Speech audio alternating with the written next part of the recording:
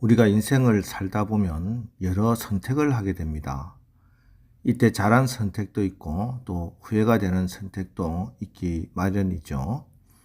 그런데 유독 잘못된 선택을 반복적으로 하는 사람들이 있습니다.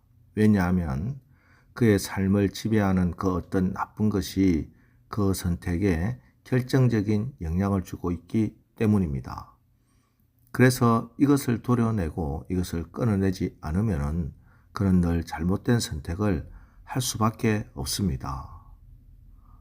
오늘 유다 백성들의 가장 심각한 죄는 우상 숭배 죄였습니다. 2절 말씀을 보십시오. 여호와께서 이와 같이 말씀하시되 여러 나라의 길을 배우지 말라. 이방 사람들은 하늘의 징조를 두려워하거니와 너희는 그것을 두려워하지 말라. 하나님께서 여러 나라의 길을 배우지 말라.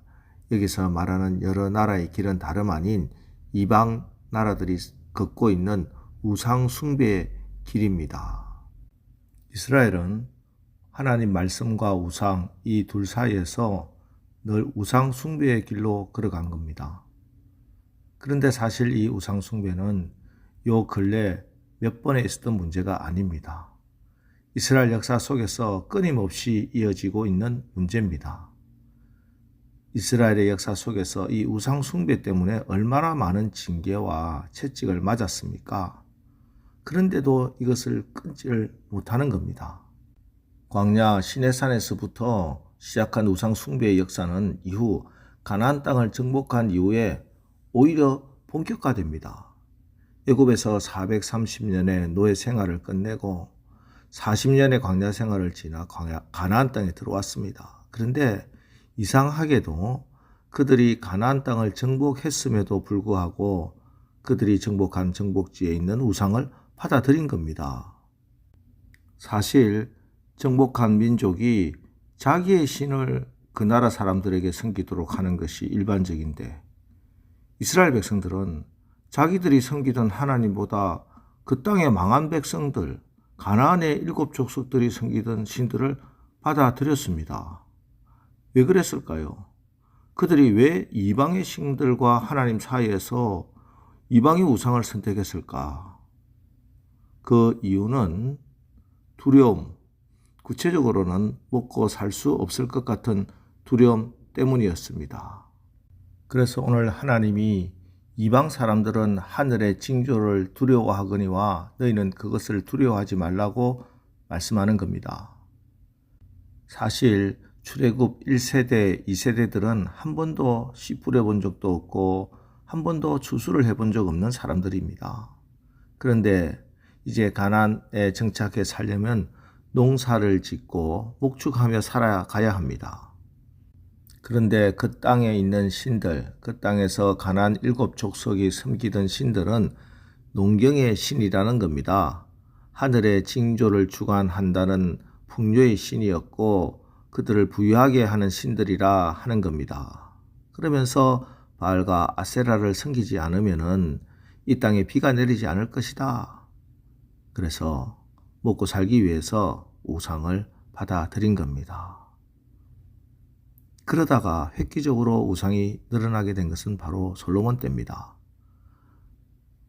솔로몬은 다윗과 다른 사람이었습니다. 다윗은 광야의 사람이었고 솔로몬은 궁궐의 사람이라는 것도 달랐지만 결정적으로 다윗은 골리앗 앞에서도 두려워하지 않는 믿음의 사람이었지만 솔로몬에게는 이 믿음이 없었습니다.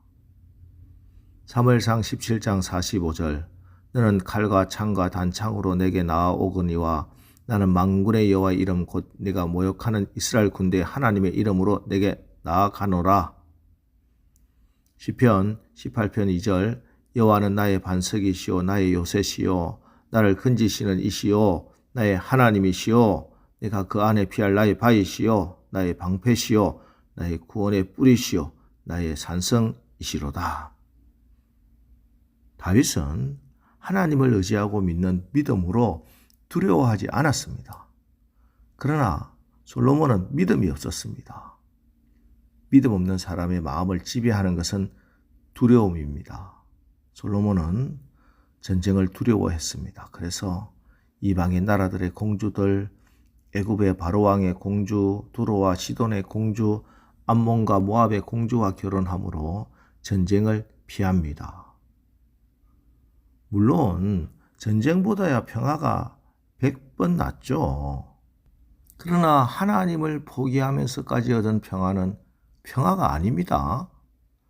그 여인들이 몸만 시집온 게 아니었습니다. 우상을 함께 데려왔고 그래서 수많은 우상이 온 나라에 차고 넘치게 된 겁니다. 솔로몬의 두려움이 가져다 준 선택의 결과입니다. 두려움 때문에 그들은 하나님을 버렸고 두려움 때문에 그들은 하나님이 아닌 우상을 선택했던 겁니다. 오늘 말씀 2절 다시 보겠습니다. 여호와께서 이와 같이 말씀하시되 여러 나라의 길을 배우지 말라. 이방 사람들은 하늘의 징조를 두려워하거니와 너희는 그것을 두려워하지 말라. 5절도 보세요.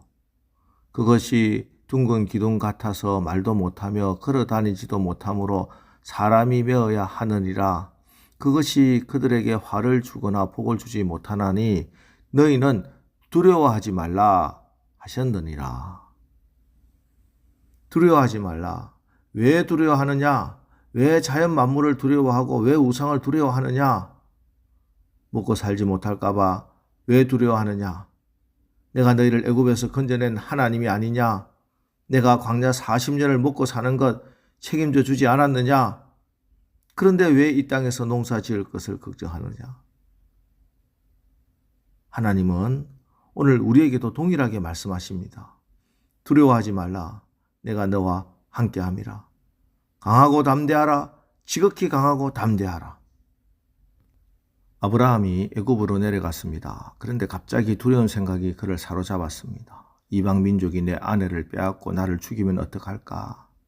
나의 모든 가축과 내 모든 재산을 빼앗기면 어떡할까? 그 두려움 때문에 아내를 누이라고 속였습니다. 그로 인해 얼마나 큰 수치를 당합니까? 두려움을 극복해야 합니다. 그래야 올바른 선택을 할 수 있습니다. 여러분, 두려움은 하나님이 주시는 감정이 아닙니다. 두려움은 사탄이 우리에게 잘못된 선택을 하도록 주는 잘못된 감정입니다. 두려움을 이겨야 합니다. 그러나 사실 누구도 이 두려움을 이길 수가 없습니다. 두려움으로부터 자유로운 사람은 아무도 없습니다. 우리 예수님께서도 십자가 앞을 두고 두려웠습니다. 그런데 우리 주님 엄습해오는 이 두려움 어떻게 이기셨습니까? 기도하셨습니다.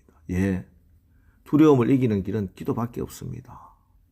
12절 여호와께서 그의 권능으로 땅을 지으셨고 그의 지혜로 세계를 세우셨고 그의 명철로 하늘을 펴셨으며 우리 하나님의 권능으로 땅을 지으셨고 하나님의 지혜로 세계를 세우셨고 하나님의 명철로 하늘을 펴신 분이 우리 하나님이십니다.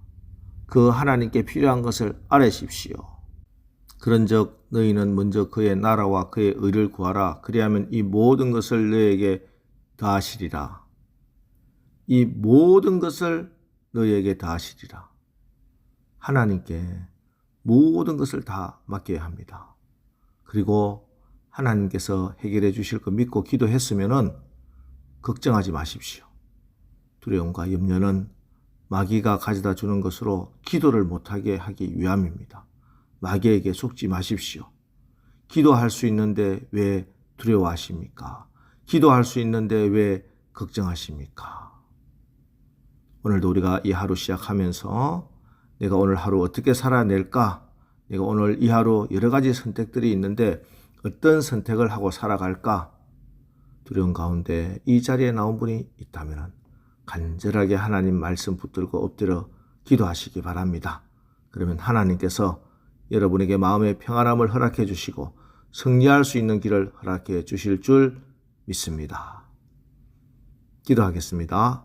하나님, 오늘 말씀을 통해서 우리 앞에 놓여 있는 여러 가지 상황이나 문제들 앞에 두려워하지 말라고 하십니다. 오늘 이 새벽 한 나라의 흥망성쇠와 한 개인의 생사화복을 주관하시는 분, 창조주시요 온 세상의 주인이신 하나님께 나아왔사니 우리를 받아주시고 하나님께 기도하고 하나님의 영광을 구하여 우리 가운데 모든 두려움이 물러가고 다윗처럼 예수님처럼 승리하는 삶을 살게 하옵소서. 예수님의 이름으로 기도합니다. 아멘. 자, 이제 오늘 말씀을 붙들고 주여 오늘 하루도 우리가 모든 두려움을 물리치고 믿음의 기도로 승리하게 하옵소서. 우리 합심해서 기도하고 나가겠습니다. 기도하겠습니다.